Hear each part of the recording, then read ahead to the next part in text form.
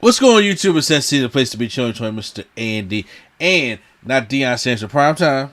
Yeehaw! What's up, guys? Oh, top guys, what's going on, boot scooting?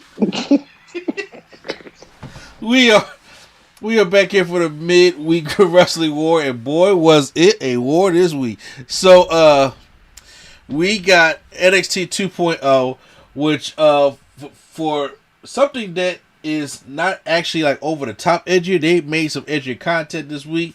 We got to see Dexter Lumis and Indy Hartwell on their honeymoon. Then of course we got to see a couple other things go down on NXT, which we'll be talking about. And then AEW Dynamite, we had of course the TNT Championship with Sammy Guevara and Miro, and of course Adam Cole taking on Jungle Boy. So a lot of cool things is going on this week. So let's get right on into it. While we start off with NXT, NXT 2.0 results for this week. So we also had the Raquel Gonzalez going to defend her women's championship against Frankie Monet also. And of course NXT 2.0 goes with the same thing this week. How they are showing off all these newer people.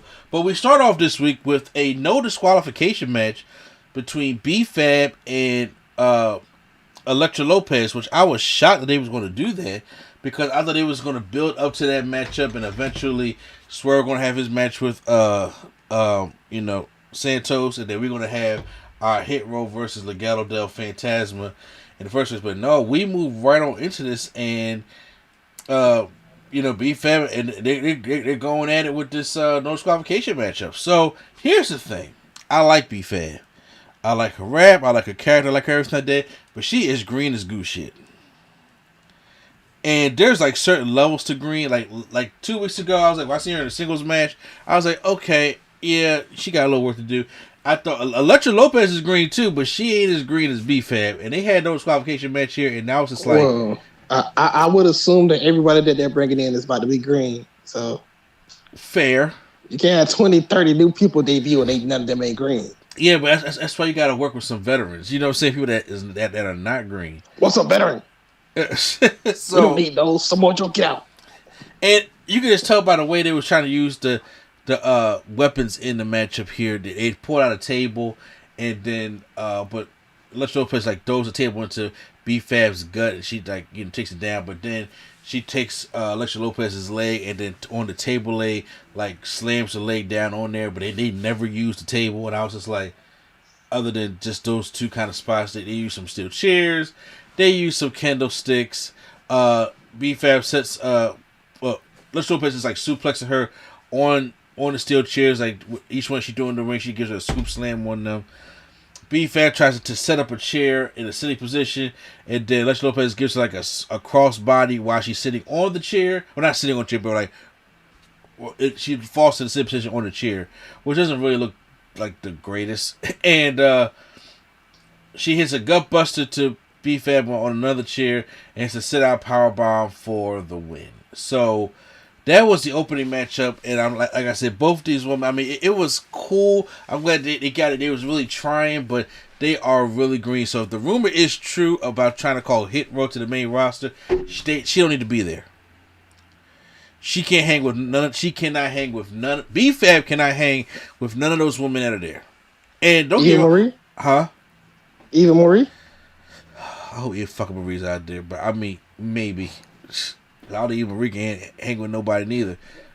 And I honestly, when it comes to Hit Row, it's Swerve and Ashanti. I think are the best ones.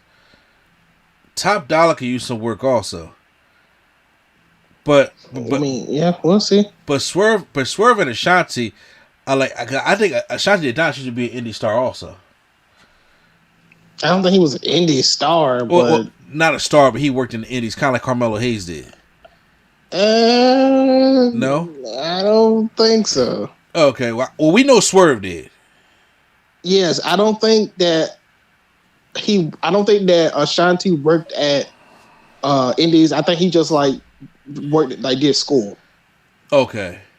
Yes, like wrestling school and then NXT, I think. Oh, okay. Well, like I said, well, he those two are better than the Top Dollar and BFAS. So keep them down there so we don't have to, steal down the main roster. Then we get okay. So I'm gonna lump these two together. We get the honeymoon of Dexter Lumis and Indy Hartwell. So they're on the beach. They're having fun. They're playing, handsies. They're drinking on the beach. And meanwhile, up there on the deck, you see Gargano and Candice LeRae spying on them to make sure that nothing happened. And then Indy Hartwell tries to go into the water, getting all sexy, and brings Dexter Lumis in there. Gargano not having it. He tries to put a shark fin on, and then he tries to scare him out the water, which he does, and then he's happy. That's the first segment, but I'm going to lump them both together. So the second segment, they're upstairs in the hotel room, and then they're playing around. They have a pillow fight, but then Indy Hartwell falls asleep because Johnny Gargano's hiding out in the hotel room and hiding out in the closet. And it's funny because he didn't know there was a hotel room at first. He finds all the condoms, and he was just like, man, I hope they stay hydrated. And then we find out it was Dexter Lumis and Indy Hartwell's room. That was funny. He goes into the closet, and then as he tries to sneak out when he thinks he's asleep, Dexter Lumis just looks at him with a thumbs up and just pulls out a whole roll of condoms. And I was just like, I ain't gonna lie, I thought it was funny because I never seen NXT get that kind of edgy because condoms and stuff like that. I was like, okay, well, it worked here. So that's why I want to lump them both together. How'd you think? How'd you like the whole thing with the Indy Hartwell, the Index stuff? Oh man, yeah, I thought it was cool. I know Vince said Vince wants to make NXT very edgier. So I hope he don't try to go all the way over the top. This was subtle enough. So I was like, I was cool with that, but I was like, but more edgy? Okay, sure. I don't want to see. First of all, how do you make the show more edgy when you don't brighten it up so much? Like the dark and gritty show should have been the edgy show. It's been edgy, but I think he's going by edgy by content. What I'm saying. It could have been the look could have been dark and gritty to match the edgy content. You can't look like you about to be on Nickelodeon and then be doing porn. Like you're right. You are absolutely right. Yeah, you're absolutely right on that one. So people thought he was canceled, but he really not. Joe Gacy, aka the social justice warrior Kevin Owens, or woke Kevin Owens, he would be calling him. He's in the ring and says he reiterates that the ring is still a safe space. He made a huge impact last week, and he's not been canceled. He's made a bigger name for himself than the impact of Tommaso Ciampa or Braun Breaker. So he speaks for a generation that nobody understands except the enlightened ones. I think that cancel thing was like on purpose for his character. Yeah, I think so too. I think it was a thing like they hyped it up. People thought it was gonna be canceled. They're like, oh, he's really here. So I mean that gives up to the character. He said no one person can change the world, but he's here to usher in a new normal. Here's my thing. Okay, I want to see where the gimmick goes. I'm curious to see where the gimmick goes. Because, see, Vince McMahon and Bruce Pritchard have a thing of... It's more about making... Instead of, like, bringing in a new character. A lot of their characters are dated. Or they get murmurs about what's going on in the real world. And they either want to poke fun at it or something like that. And I'm like... this character can either go one or two ways. This character can either... really be a top player in NXT because it's Joe Gacy, or this could really be a joke character like Right to Censor. Well, we also haven't seen him wrestle yet, so I mean, well, you've seen Joe Gacy before CZW, haven't you? Nope. Oh, okay. Well, never mind. I would just say, I mean, he's a pretty decent wrestler, but. How would you know if he had CZW? I have seen the clips before, even though I hate CZW. I hate CZW, but I've seen some Joe Gacy clips before. I was like, okay, he's not bad. So But it could be one. Well, Like, just remember, wait, just wait till he do that top rope superplex into the Falcon Arrow. Yeah, you know what? If I cancel them. So, we have IX Quinn versus Oni Lorcan. I don't know who this. Another new guy comes in there, and looks like a street. Oh wait, no, they changed his name. His name used to be like Daniel something. He's been there since like 2017, I think 2018.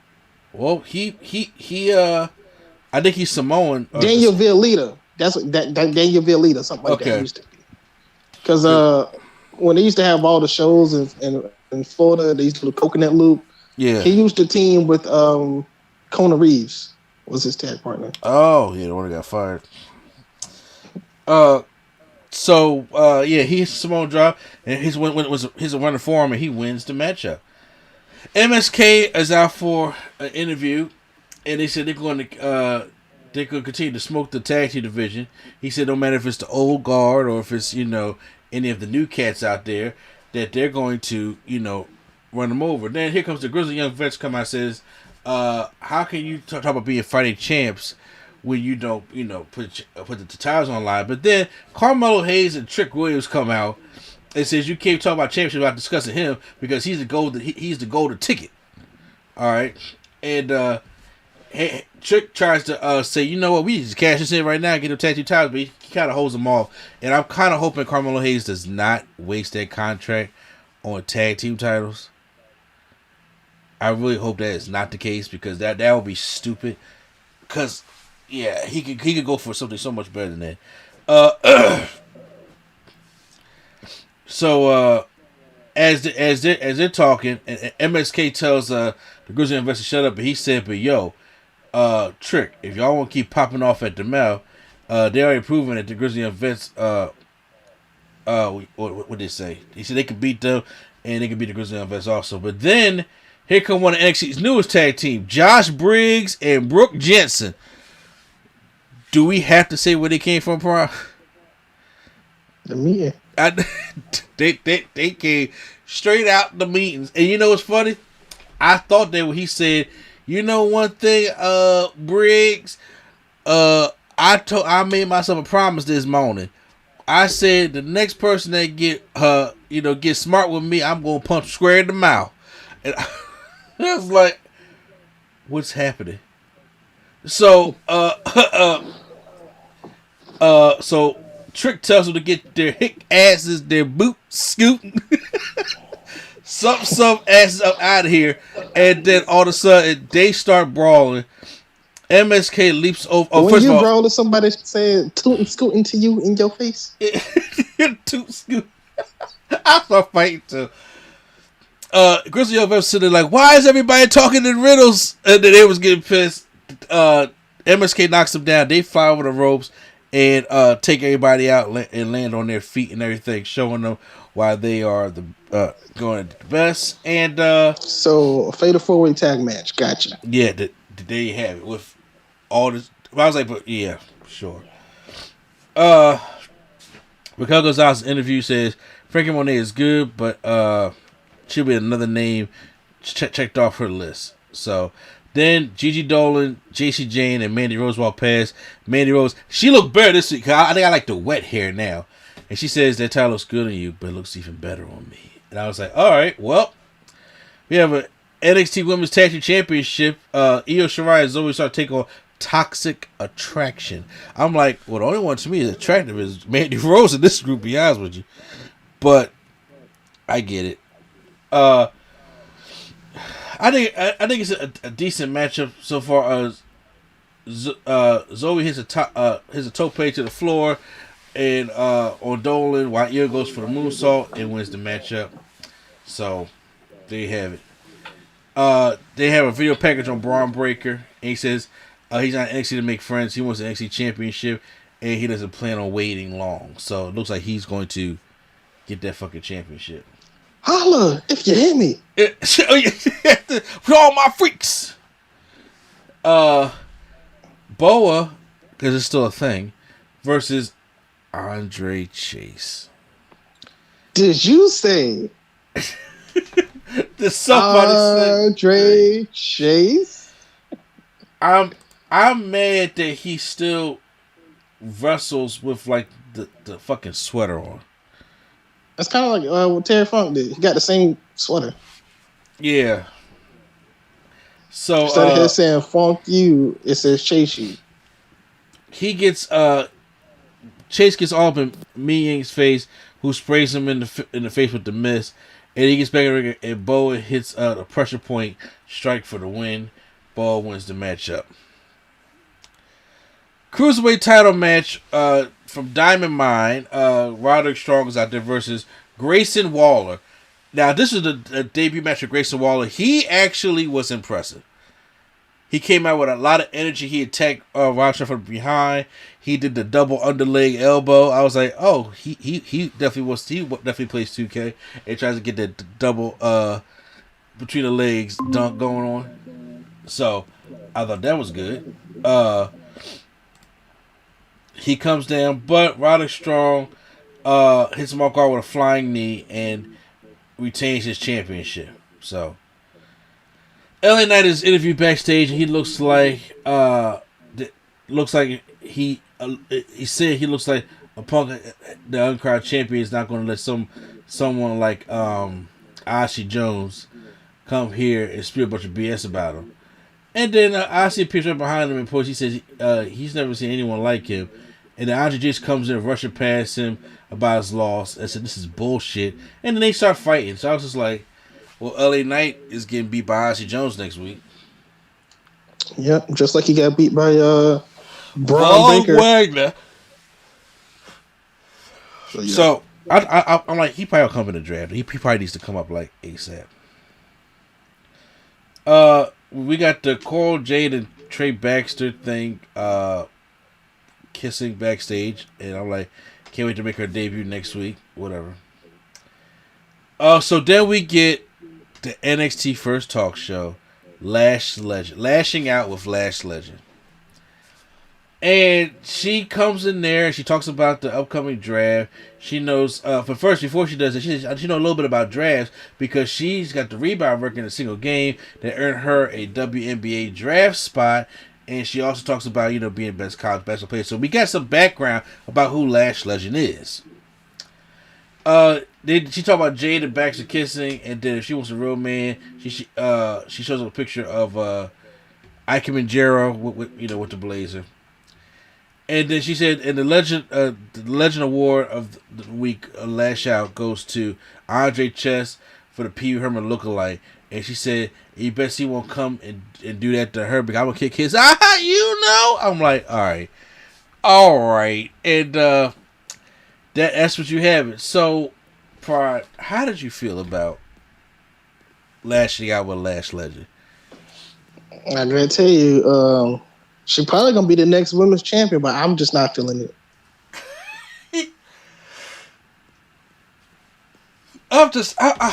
I'm sorry, man. It's the stereotype thing I'm not liking, I'm guessing. No, I just don't. First of all, me personally, I don't know if I just don't like her look. I don't know if I just don't like the way she talks. Or I just don't know. I don't know. Bro, well, we can all be honest. She talks very urban youth. Okay, so we get that. Yes, but I'm talking about like the sound of it, not the way, the sound of it. But somebody, you know what I'm saying? It's all. It's all that shit. I don't know. Maybe she needs a talk show. Needs a co-host.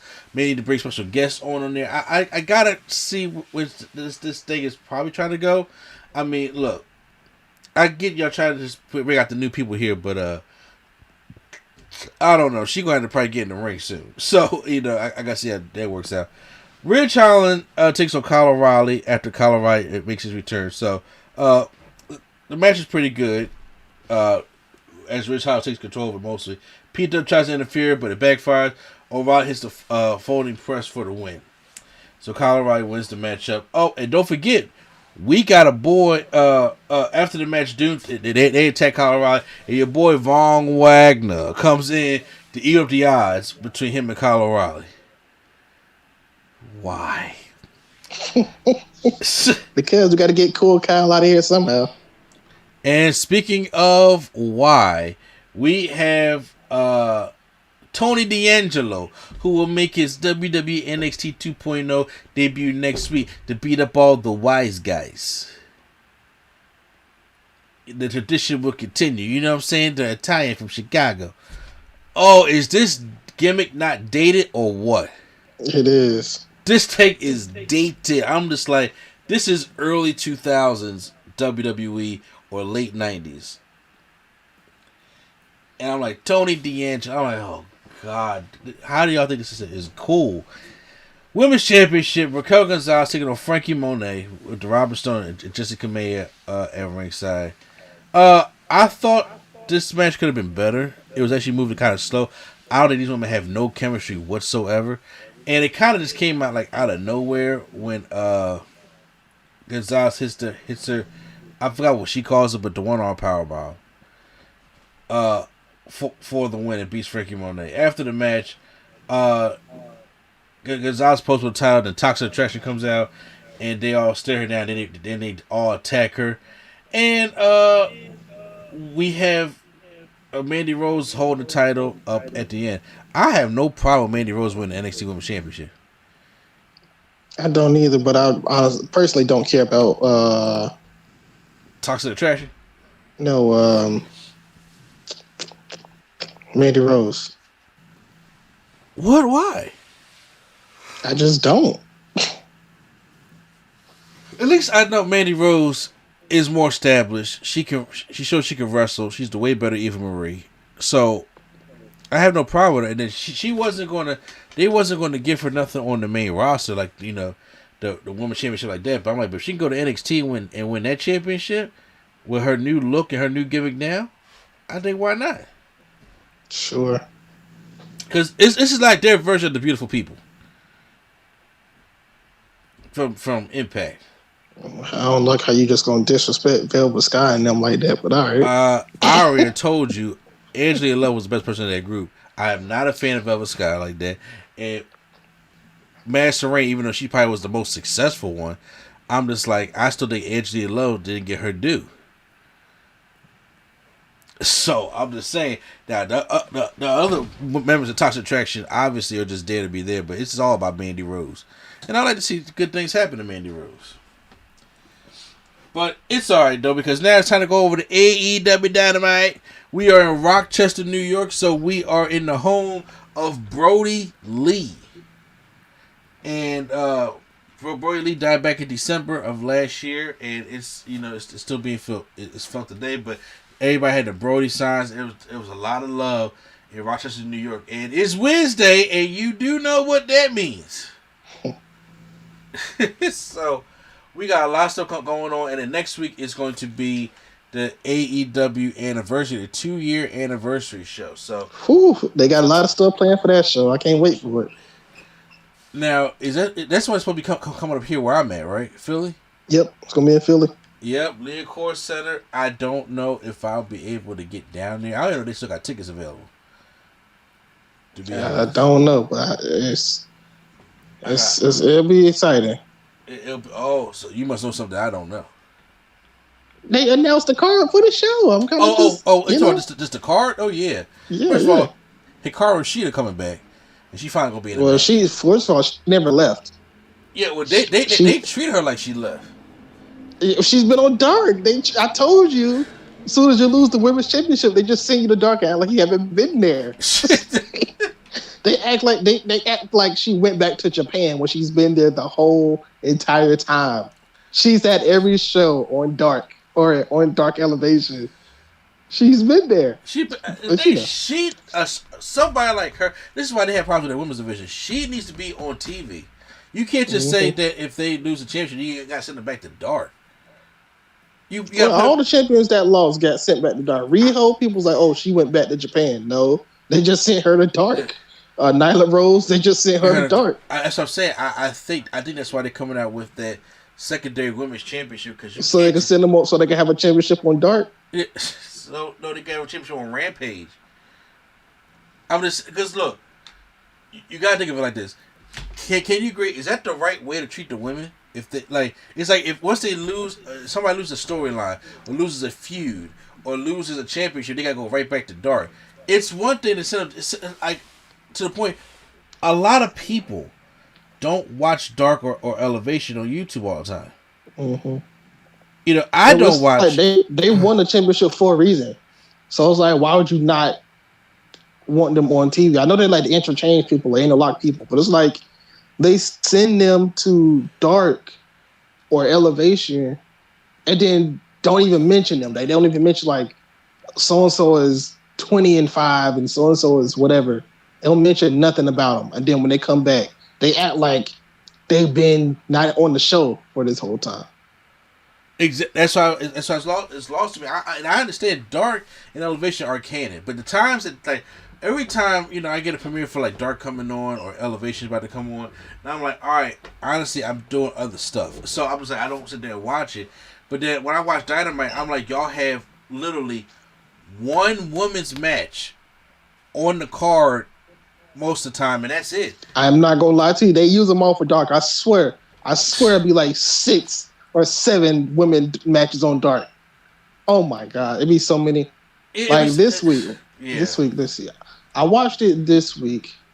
Kiera Hogan was on there. She like made her first official match. She just signed officially. Thunder Rosa was on there. Who shouldn't even be on there, be honest with you, okay. She's on every episode. That's what I'm saying, but she Thunder Rosa. Like Ty Conti's on every episode. Yeah, well, see, here's my thing. It's like you gotta showcase your women because people don't know your women's division. That's why it looks so small. Hikaru Shida, Thunder Rosa, Big Swole, Red Velvet, Nyla Rose, Jade Cargill. These are women that should be on the show, like on Dynamite and Rampage, every week.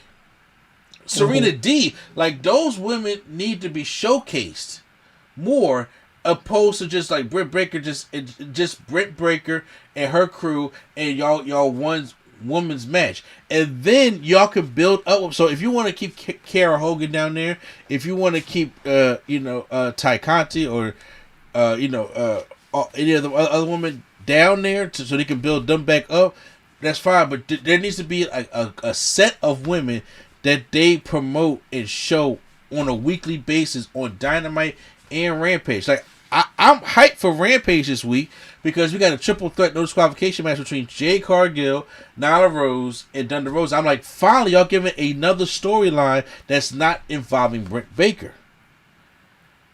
Because everything can't just be on Dark and Elevation. I think this is why they're trying to do a secondary women's championship, because you got to have, look, even if we're tired of seeing them, WWE has Charlotte, Becky Lynch, Bianca Belair, now Sasha Banks is returning, Carmella, Liv Morgan, Shayna Baszler, Nia Jax just left out, Doudrop, Eva Marie.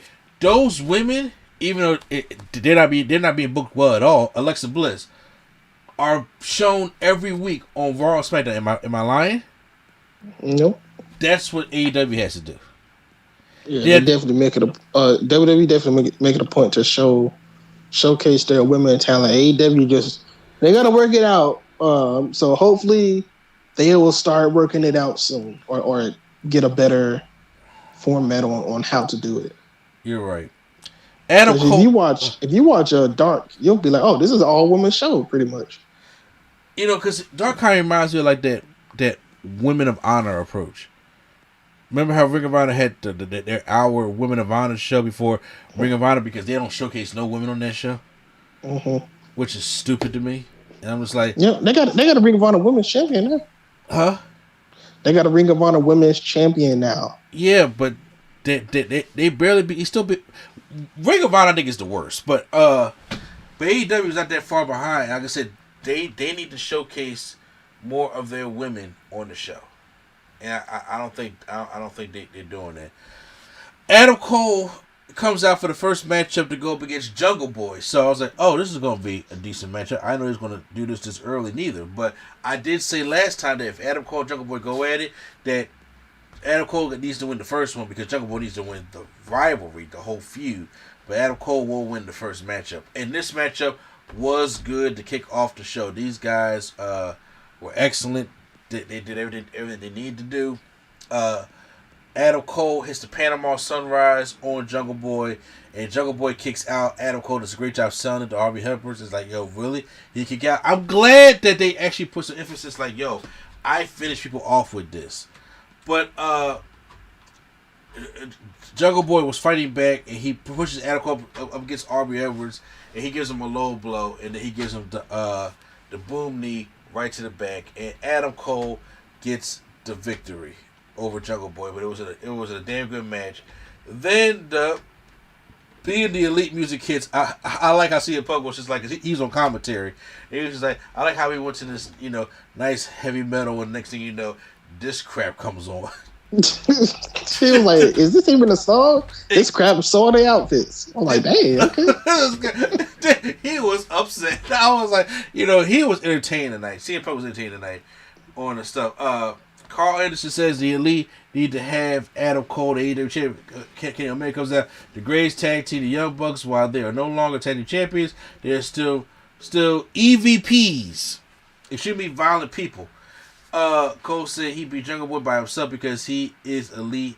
He is undefeated. Nick Jackson cuts off Coulter. And he said, "Are you ready for the best promo of wrestling?"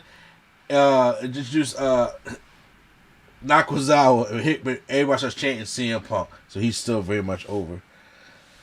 Omega talks about how people tell him he had the best match in AEW history or in Dynamite history and stuff like that, and then he said, but Johnny Bryan couldn't get the job done, so he's getting a rematch. Then Brian Danielson's music hits, and he says, before we get to what you about to say, I'm just saying, it's either he don't like his AEW T-shirt, or he just only packs white T-shirts. I don't think he likes his AEW T-shirt. I think he wants another one. It's gotta be, because it's like every week he's been on there, he's wore the white T-shirt. I'm like, unless he is trying to get the Hayes shirt over, if he's trying to take Jordan's spot and get them Hayes T-shirts over. He said, I'm surprised he didn't wear the white shirt when he came out last week. Good point. He said Omega doesn't have the balls to give him a rematch. No balls chance happened. And he says, I present to you Kenny, no balls Omega. And he said, so he challenges one of the Elite for a match on Rampage. And then he said he ain't coming alone. So it's here goes Christian, Kazarian, Jurassic Express. They come down to the ring. So, and of course they go and they start brawling stuff like that. Lucha Bros are backstage. Andrade comes up and he said, where's Pac? And then he says, since they defended their AAA tag titles, Lucha Bros say they'll defend them anytime. Matt Sydal and then Dante Martin make their entrance. Of course, here comes Cody and the Nightmare Family with Lee Johnson. And we get a tag team matchup in the middle of this. Why? I don't know. But Matt Sydal and Dante Martin going Cody Rhodes and Lee Johnson. I thought Lee Johnson looked actually real quick, though. Uh-huh. So I was watching this with one of my cousins, right? Yeah. And he legit got mad at me. Like, he's still mad at me, like, right now. Because when Cody came out, I'm like, oh, here he go. He was like, man, I'm tired of everybody complaining about Cody having this entrance. I'm like, what are you talking about? He literally went off because I don't like how extra Cody's entrance is. And then we just started to argue. I'm like, okay. And I'm like, so why does Cody need Arn Anderson to be out there with him? He said, because Arn Anderson is one of the best people. And I'm like, exactly. You don't think somebody of Cody's stature, you don't think Arn Anderson should be coaching a younger person to help them not make mistakes rather than Cody, who's been wrestling for 20 years? He was like, okay, but why would you not want the best if you the best? I'm like, all right, man. All right. I just literally just said, all right, whatever. And I just walked off. We had a 20-minute argument during this whole match. The match was over when we got done. Wow. Well, like I said, I mean, the match was solid.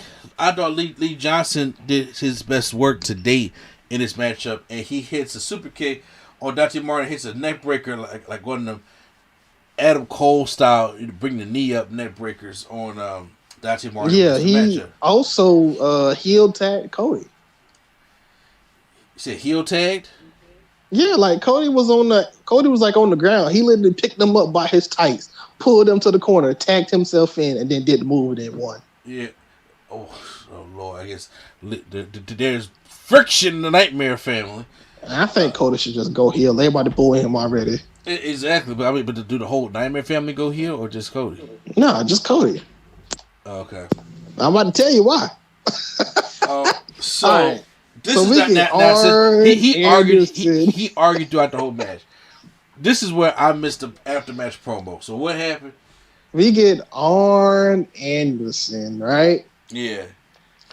And Arn Anderson, he said a lot of stuff talking about how Cody's stupid, and he was like, "Why you got the Malachi Black when I'm on the ground? Don't worry about me. Go finish the match." He said all that, and he said, "You want to know?" All right, I gotta put on a straight face. All right, I'm about to read this quote unquote. This is what he said. "You want to know what's the difference between me and you? A man jerks your door open and says, 'Get out the car. I'm taking your car.' You can take it, just don't hurt me. That's what you do. But me, I pull out the Glock, pull it to his forehead, and spill his brains all over the concrete. I'm Arn Anderson, and that implies that I'll be damned with it for coach if I'm going to coach a loser." He said that. Wow.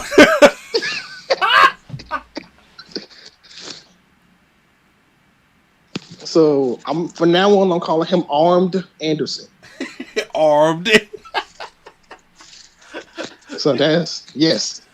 He's been trending all night. Like I'm seeing a lot of trends. I've been looking at them all day. Arn Anderson. Wait. So let me get this straight. Ursa also heard he left with Lee Johnson. Yes, he left with Lee Johnson and said, "I'm not coaching a loser." So, and then he did the shrug and they both left. He said, "Come on, Lee, because you listened to me." So wow, they left Cody. Brandy too. No, I think Brandy stayed. She was on the outside. But yeah. Wow. The thing is, he acted like he had a gun and put it to his forehead when he said it too. First of all, I bet our answer say pull out the Glock. Yes, I was like, where is this going? I've been seeing memes. It's like somebody said when your name is Brock, but you realize it rhymes with Glock.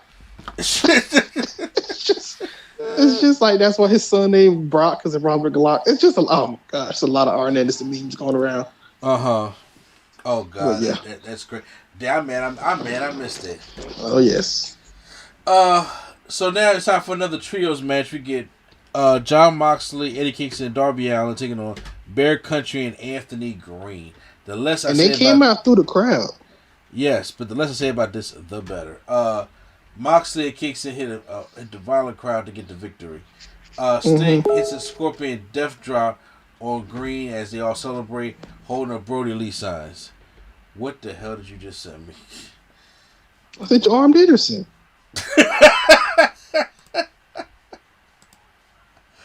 Yo, okay. This guy was on another level. They said, honestly, I'm surprised he didn't say nothing about scissors, but I guess he didn't want to. Oh, I guess not. Yeah. That would have been his weapon of choice. But, all right, let's go. Ruby Soho said she felt like she had so many people in her corner last week. Bigger said she proved that she was a better woman. And then, who she called? Ruby Go Home or Ruby Go, something like that. And then So said she has to go to the back of the line, but she will win the AEW Women's Championship. So that means what y'all gonna do? Put Ruby Soho on Dark now? You got this big signing of Ruby Soho, who just came in there, and the crowd is like she's behind the crowd. But what y'all gonna do? Throw her on Dark now? That makes no sense. Well, that's probably what they might do. Before I don't. They need to learn how to effectively book Rampage matches. Not to say that they're not doing that, but they need to learn how to like book somebody for this with Britt Baker, whatever here, then have another storyline, and then have somebody else another storyline going on Rampage. Yeah. They need to start learning how to do Rampage feuds and Dynamite feuds. You know what? You're absolutely right. I agree with you on that. Matt Hardy's in the ring with his edges pulling, so you know he's gonna lose his hair versus hair match pretty soon. And he is talking about Orange Cassidy and stuff like that. And then he said he's supposed to make his entrance in Rochester last year, but he didn't get a chance to. And man, said that he had to be deleted, but Rochester didn't deserve him anyway. Orange Cassidy comes out, and it's a 16-man tag match because y'all had to put all of the Dark Order into the Yeah, I was thinking about it. I was like, why couldn't we just leave out Orange Cassidy and the other guy that nobody knows from the Hardy family office? Exactly. It just make it. And just do the full Dark Order and versus the Hardy office. But that was stupid. Okay. Negative One comes out, and gets a good reaction. So the match is what it is. It's just a sloppy piece of. Negative One. So, all right, this is another thing that you don't know about Dark. Negative One comes out all the time with the Dark Order on Dark and Ty Conti and the J. It's like it's I just like it every time I see it. It's funny. It's just it's cool. So during the match, like it seems like John Silver is arguing with a member of the Dark Order, and then Anna Jay, Negative One, Ty Conti, and was Amanda Herbert, which is Brody Lee's wife, come out to the ring to on the ramp to tell them to stop all this fighting. Even Negative One throws the pack of papers in somebody's face, and then all of a sudden we get John. What was it? John Silver doing the whole Cesaro thing, and then they go and they hit Uno and Grayson hit the cutter, and Silver comes with a 1, 2, 3. Dark Order and Orange Cassidy was the matchup. They celebrate in the ring with Brody Lee chants. Then we get a video package of Leo Rush. So Leo Rush, Tony Khan's been asking him to be All Elite. Rush says he runs the ship. He's the businessman. He knows true success. So so him and his people could be alright. So now he's gonna be All Elite. So I'm glad Leo Rush is going to be All Elite because Leo Rush is too talented to be retiring this early, which he wasn't going to do in the first place. But he needs to. I'm glad he's over here. I'm glad he's in All Elite, but his character, I don't know if I like it or not. I don't know. Well, but he still calls it the Man of the Hour. No, he's the LBO, Leo. Oh, that's right. Well, he's like his character. What he said was, I take money from Tony Khan to pay my family, and then I go and I con these other wrestling companies to get their money. Like it was just a weird explanation. It was like a what you call it, cryptocurrency type of thing. Like he was like talking like that. Gotcha. So it was just weird. He was like, yeah, I take money from these companies, and then I give it to Tony Khan, and then he gives me money so my people can be all right. But then the whole thing was just weird. So we'll see if it's explained better. No, that's all right. FTR had a top guys out thing backstage. Dan Lambert's in there with the Man of the Year as they cut a promo, and it is what it is. I wasn't paying too much attention to it anymore, but Ethan Page talking about some. They have no action figures, no show intro, and they won't be overlooked anymore. America's top team and Men of the Year are the top team. She is looking for a 50th win in AEW, but it's got to come over at the hands of Serena Deeb next week on Dynamite. Thank God she's back up on here. The Bunny and Penelope Ford taking on Anna Jay and Ty Conti, which you can expect. Jay hits a spinning heel kick on Ford, and then she chokes her out. She passes out. And Negative One comes in to celebrate and hug it out with them. Then on Rampage, CM Punk said, "Smart kid." Yeah. Rampage, it was Jay Cargill, Cargill, Thunder Rosa, and Nyla Rose in a no disqualification match. I think that's going to be dope. MJF comes out, makes his entrance with Wardlow, and he tells the crowd to pipe down. And he says that there are only a handful of young men who will push this company forward for the next few decades. Jungle Boy, beat him. Sammy Guevara, beat him. Darby Allin, whatever. And the final pillar is MJF. I like that pillar because those were like their originals. He said, without MJF, the company ain't shit. And then the future of the company it deserves to be either world champion and crouching CM Punk. I like how they really kind of like did not dive into it because you want to hold off CM Punk and MJF, especially when he's feuding with Team Taz right now. And I like how MJF did like bite into it, or CM Punk did bite into it on commentary. So, and then MJF says he has Bruce Pritchard on speed dial, which I don't know why he said that. What did that mean? Basically, he was saying if you don't get a title match, go to WWE. Oh, okay. Because he said the company ain't nothing without him, so he said he'll leave and go to another company. Gotcha. Okay. But then when he said it, CM Punk said, "Who doesn't have Bruce Pritchard on speed?" Yeah, he did say that. Who doesn't have Bruce Pritchard on speed dial? Darby Allin makes his entrance. Darby goes face to face with him, and then MJF says Darby is jealous of him. There's nothing wrong with being the second best guy, second best like Sting. He's number one. Darby says nobody will care if MJF leaves. To the crowd chants goodbye, and then Darby says I made W till death. And then I like how he said, "Hold on, I'm digging the whole school shooter on a skateboard look." I was like, "Damn, that had me dying." When MJF said that, and then Darby was saying, "Well, he's the only one that won a championship between them." And MJF says, he said, "You know why Darby's straight edge?" He said, "Because Darby, uncle who was alcoholic, he took a drive and then he came out in an accident, and then obviously his uncle died in an accident, and then he said it must have been a travesty, but the problem is the wrong man died that night." And Darby says, "You know what? I'm not gonna hit you, MJF, because you won't break me mentally. So keep talking." And MJF said, "Oh, I won't break you mentally. All right, we out. He's planning on doing it." So I thought that was a good promo segment. It looks like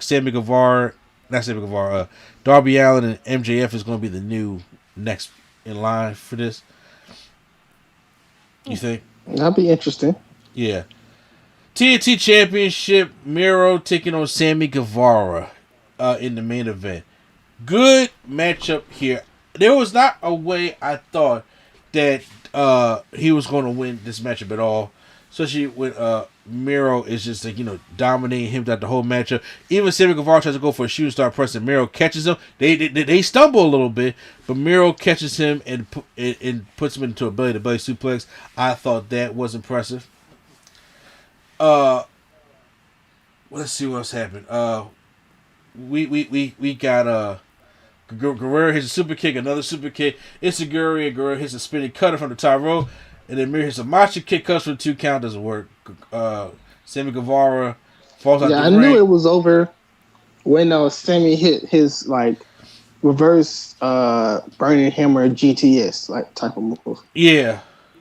I knew it was over when he hit that because I'm like, he was teasing it and he couldn't get on Miro because Miro was too big. But when he did that, I was like, oh, he about to lose. Yes. Miro was a turnbuckle and another, all the turnbuckles. Fuego del Sol runs out, but he gets the right hand kind of like a Margot stunt. Guevara hits the running knee. Miro crashes into the exposed turnbuckle. He hits a tornado DDT because they've been. Bro, Miro. I don't know what spot this was, but you know how the heel will go for the turnbuckle and the face will move and they kind of jump at the turnbuckle. Yeah. He jumped and went all the way over. I don't think he was supposed to. Ooh. He jumped and went all the way over to the outside, over over the rope. He went over the top, over the post. Oh wow! Ooh, it's a long fall too. It is a long fall and a long unprotected fall. Sammy hit a tornado DDT and and what do you call it? To GTH? For Fuego. No, I was gonna say in for Fuego. Fuego, that's his finisher. So he hit it. Tornado DDT for Fuego. Yeah, he hit the GTH, and then he climbs hits the 630, And day 1, 2, 3, and the new TNT champion is Sammy Guevara. So what a matchup by those two. What a dynamite that was. And I did not expect them to do the title change, but they did. So, when it comes I didn't expect them to do the title change because Miro was having such a great run. But I think they wanted to change it because of like a Brody Lee honoring show, and they wanted to change the title at a Brody Lee got you. Because show. That was Brody Lee's championship. You're right. Yeah. But we're not done because we got Rose to the Top coming up next. Oh, I missed Rose to the Top. I'm not gonna lie. I actually watched it. You did? How was it? Yes. Surprisingly, it was not bad. It did not make me want to choke my TV. Okay, so here's what we're going to do. We're going to talk about Rose to the Top on the next podcast this weekend. Okay. Okay, because I want to sit there and watch it, and I want to go over it and stuff like that. And I know my wife wants to check it out, so. All right. Yeah, but, it's not a drama-filled show, but next week's Dynamite card is stacked. It is stacked. And they're going to be right here, my hometown of Philly. I'm going to see if I can find a way to go. I know we got... Let's name some of the matches that we got on there. We got They got a casino ladder match. Casino ladder match, yes. Gets a shot. They got Kenny Omega and can't remember versus Bryan Danielson. Right. Kenny Omega and the Elite taking on Bryan Danielson and the Jungle and Jungle People. Jurassic Express and Christian.